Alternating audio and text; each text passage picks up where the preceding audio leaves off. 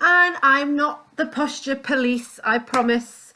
This is just trying to bring a little bit more awareness into how you hold yourself, what positions you move in and out of on a daily basis, and what postures you sit and sink into for long periods of time in your day.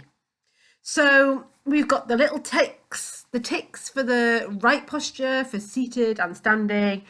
And then with the X's marked past it, we're just showing you different positions and postures and how this can impact your soft tissue. So if I was to sit at my desk all day in a slumped position for 8 hours and then sit in a car journey for 20-30 minutes driving to work, then coming back home, and then positioning myself on the couch for another 2-3 hours in that same slumped position, you can then understand that, you know, a year, 2 years, 5 years down the line, my body might then start to present with some discomfort.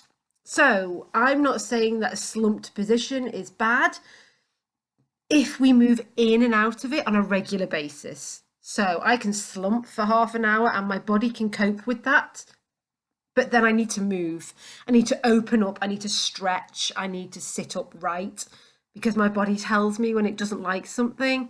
So you can see in these standing positions, you know, in the ones that are a bit zigzagged, you know, there's a lot of pressure through the neck, the back, the hips, the glutes, the abdominal wall, the diaphragm. All these areas will be in positions of either overactive, so they're working really hard to then compensate for the underactive muscles that are occurring.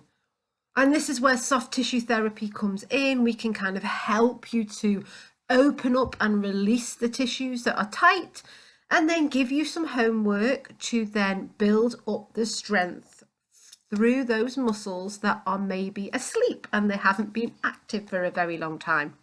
And then again, with the seated positions, a lot of postnatal mums come to me because they're spending so much time in that seated position, feeding, a lot of carrying, lifting. And again, you've just had a baby.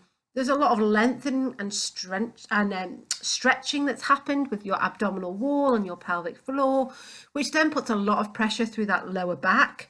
Then you add load onto that, so carrying car seats and prams and twisting and rotating, and that can add a lot of strain to your body. So we're trying to strengthen through the midline, open up the chest, strengthen the back, get those glutes firing on again, and not overcompensating. So again, you can see that military stance and the overcompensating, the rib cage is lifted, the lower back is shortened and tight. So I'm not saying that any one of these positions and postures is right or wrong. All I'm saying is if we spend too much in a particular one, then we may start to get aches and pains. And then other muscles that are aching. They tend to be aching because they're overworking, and we need to find out which muscles they're overworking for. So I hope that's just given you a little bit more of an idea of posture, and, you know, try and move more, sit less as much as you can in your day-to-day activity.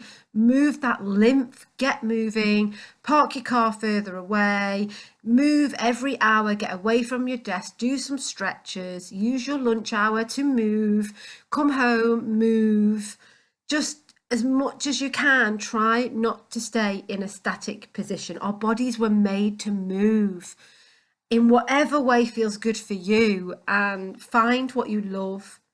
Enjoy the movement, and your body will thank you for it at the end of the day. If you've got any questions at all, please let me know, and I would love to see you for a sports massage, a pregnancy massage, a postnatal massage, a C-section, hysterectomy or scar adhesions massage, to really help and give your soft tissue and your body some attention and some love.